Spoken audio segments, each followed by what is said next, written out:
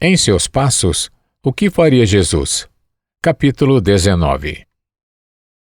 Este capítulo e parte do próximo reproduzem uma carta do reverendo Calvin Bruce, da Igreja da Nazaré Avenue de Chicago, para o reverendo Philip A. Caxton, da cidade de Nova York. Aspas. Prezado Caxton, já é tarde da noite neste domingo, mas estou tão impressionado com o que vi e ouvi que me sinto levado a escrever-lhe um relato da situação que tenho observado em Raymond e que parece ter chegado hoje ao auge. É isso que me leva a escrever nesse momento uma carta tão longa. Creio que você se lembra de Henry Maxwell, de nosso tempo de seminário. Da última vez que eu o visitei em Nova York, você mencionou que nunca mais o tinha visto desde nossa formatura. Era um colega distinto e muito estudioso, como você deve se lembrar. Quando ele foi chamado para trabalhar na primeira igreja de Raymond, um ano depois de sair do seminário, eu disse à minha esposa: Raymond fez uma ótima escolha. Maxwell os deixará satisfeitos com seus sermões.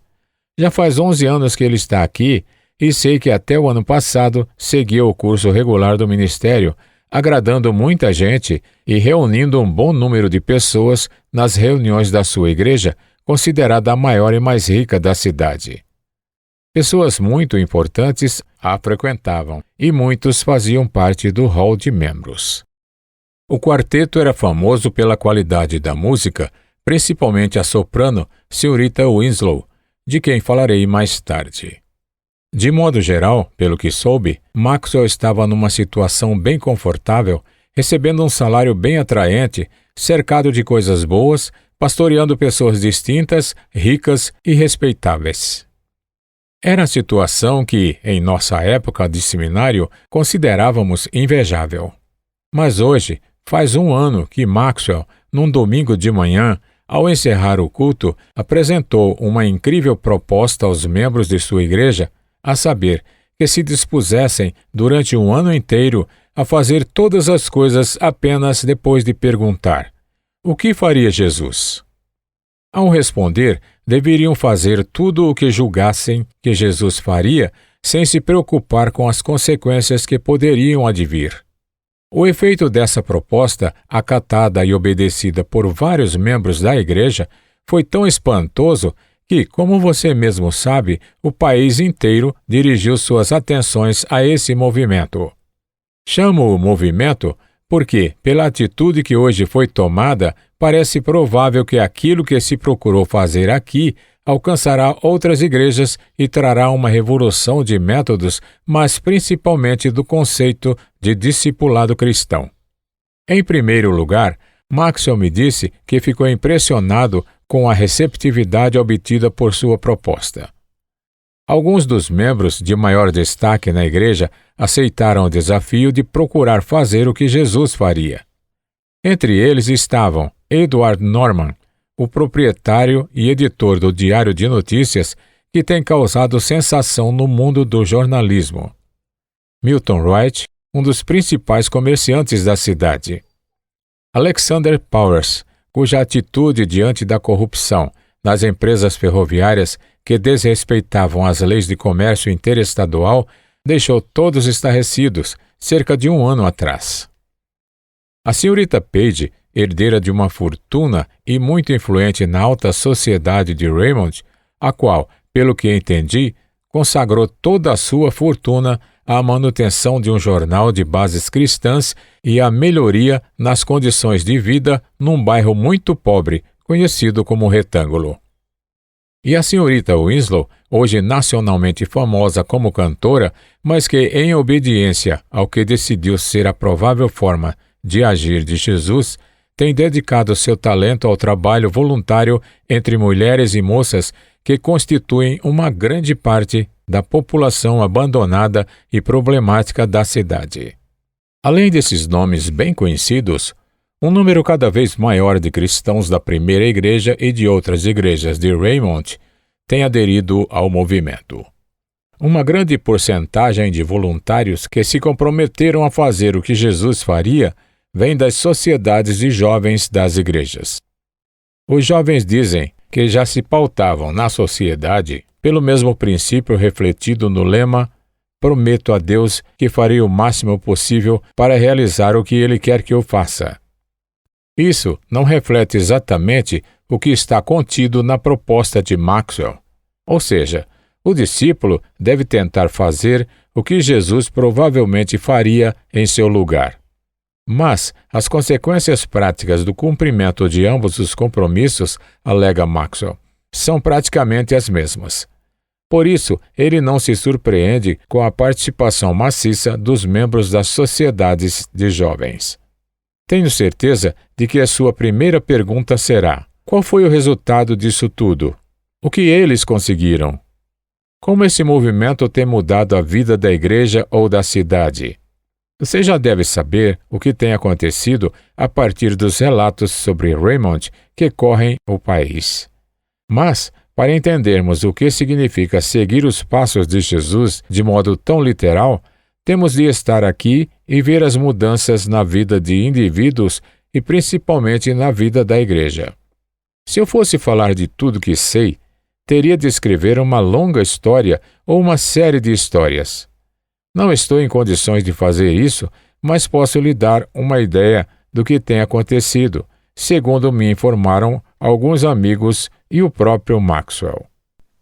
O resultado do compromisso na primeira igreja foi duplo. Ele fez surgir um espírito de comunhão cristã que, segundo Maxwell, nunca existira, mas que agora o impressiona pelo fato de se aproximar bastante da comunhão cristã que deve ter existido entre as igrejas do tempo dos apóstolos. Em segundo lugar, o compromisso dividiu a igreja em dois grupos. Os que não apoiaram a proposta consideram que os outros são loucos por serem tão literalistas ao tentar imitar o exemplo de Jesus.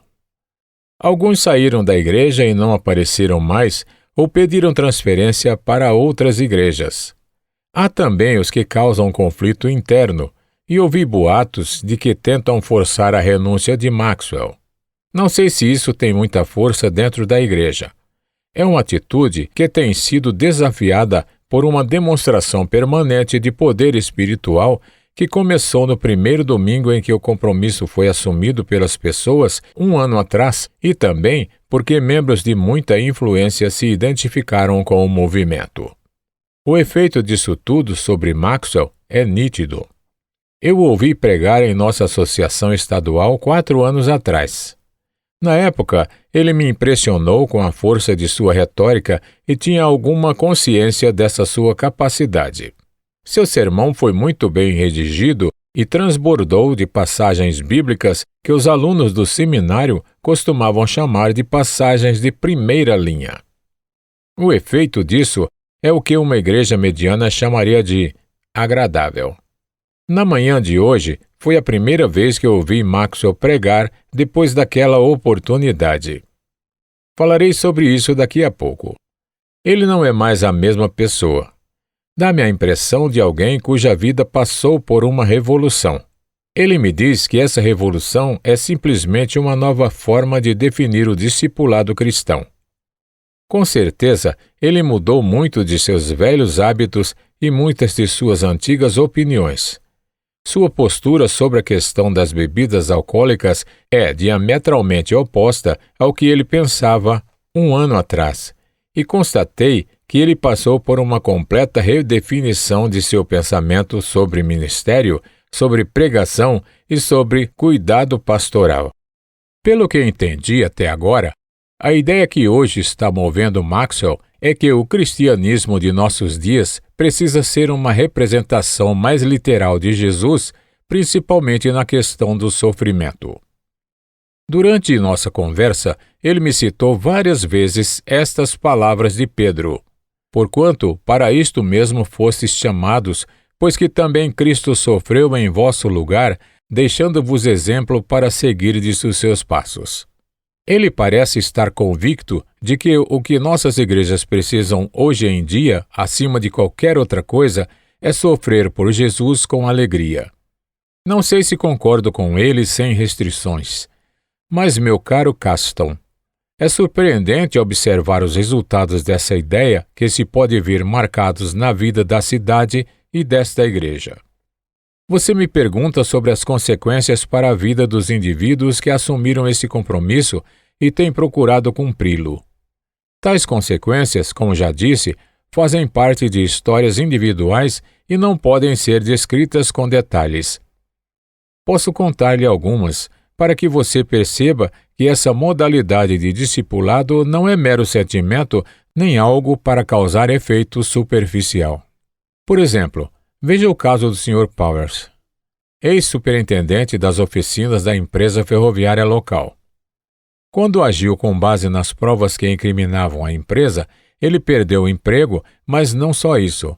Segundo fiquei sabendo por alguns amigos daqui, as mudanças para a família e nas suas relações sociais foram tão grandes que ele e a família não apareceram mais em público.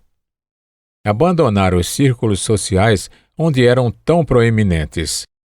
A propósito, Caston, fiquei sabendo que as autoridades, por uma razão ou outra, adiaram a adoção de medidas corretivas neste caso. Agora, se ouvem boatos de que a empresa vai passar para a mão de um credor dentro de pouco tempo. Seu presidente, que, segundo as provas apresentadas por Powers, era o principal agente de corrupção, renunciou ao cargo e as coisas estão se complicando e apontando para a transferência da empresa para as mãos do credor. Enquanto isso, o superintendente voltou ao seu trabalho de antes como operador de telégrafo. Encontrei-o ontem na igreja. Ele me pareceu uma pessoa que, a exemplo de Maxwell, sofreu uma enorme transformação de caráter. Não posso deixar de pensar nele e em como se coadunaria perfeitamente com a igreja do primeiro século, quando os discípulos tinham todas as coisas em comum. Outro exemplo é o caso do Sr. Norman, proprietário do Diário de Notícias. Ele arriscou toda a sua fortuna para obedecer ao que acreditava ser a atitude mais provável de Jesus e revolucionou toda a sua forma de administrar o jornal, mesmo sob risco de quebrar a empresa.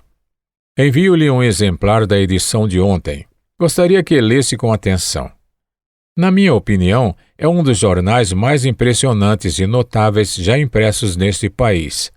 Ele tem alguns pontos que podem ser criticados, mas quem poderia tentar alguma coisa nesse segmento sem se tornar alvo de críticas?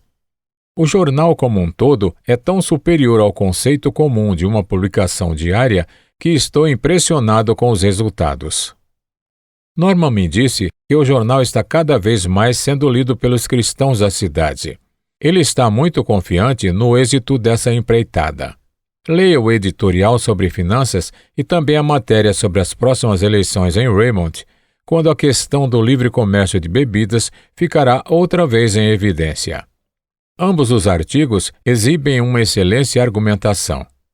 Norman me disse que jamais começa a escrever um editorial ou qualquer outra atividade ligada ao jornal sem primeiro perguntar: o que faria Jesus? O resultado é mais do que visível. Também não posso deixar de mencionar Milton Wright, homem do comércio local. Disseram-me que ele revolucionou de tal forma seus negócios que hoje não há pessoa mais querida do que ele em Raymond. Seus escriturários e empregados têm um carinho tão grande por ele que chega a ser emocionante. Durante o inverno, enquanto ele esteve muito doente em casa, grupos de funcionários se ofereciam para fazer-lhe companhia e para ajudar de toda forma possível. Sua volta ao trabalho foi saudada com manifestações de grande alegria. Tudo isso passou a existir quando ele acrescentou aos negócios o elemento do amor pessoal. Não é um amor de meras palavras, mas a empresa é tocada sob um sistema de cooperação que não é um puro reconhecimento da relação entre patrões e seres inferiores, mas uma verdadeira participação geral em todas as atividades do negócio. Há homens na rua que olham para Milton Wright como se ele fosse esquisito. Mas o fato é que, apesar de ter perdido bastante em alguns aspectos, ele está fazendo a empresa crescer, sendo hoje reconhecido e respeitado como um dos melhores e mais prósperos comerciantes de Raymond. E, por fim, menciono a senhorita Winslow. Ela optou por dedicar seu grande talento aos pobres da cidade. Entre seus planos estão um instituto musical que priorizará os conjuntos corais e as aulas de canto. Ela adora o que considera ser um trabalho da sua vida. Junto com a sua amiga a senhorita Page, ela planeja um curso de música que, se concretizado, ajudará bastante a recuperar a vida das pessoas. Prezado Caston, não estou tão velho que não possa mais valorizar o lado romântico da vida e devo dizer-lhe que o que se comenta aqui é que a senhorita Winslow espera casar-se nesta primavera com o irmão da senhorita Page, um ex-líder da alta sociedade e frequentador de clubes, um jovem que se converteu na tenda de um evangelista durante um culto do qual sua futura esposa participava ativamente. Não conheço todos os detalhes desse romance, mas imagino que exista uma história que o envolve e que poderia se transformar numa leitura muito interessante. Estes são apenas alguns exemplos das consequências que se veem na vida dos que estão cumprindo o compromisso que assumiram. Preciso ainda mencionar o diretor Marsh, da Faculdade Lincoln. Ele se formou na mesma universidade em que me formei e tive algum contato com ele quando eu estava no último ano do curso. Ele participou ativamente da recente campanha eleitoral do município e sua influência sobre a cidade é considerada um fator muito importante para as próximas eleições.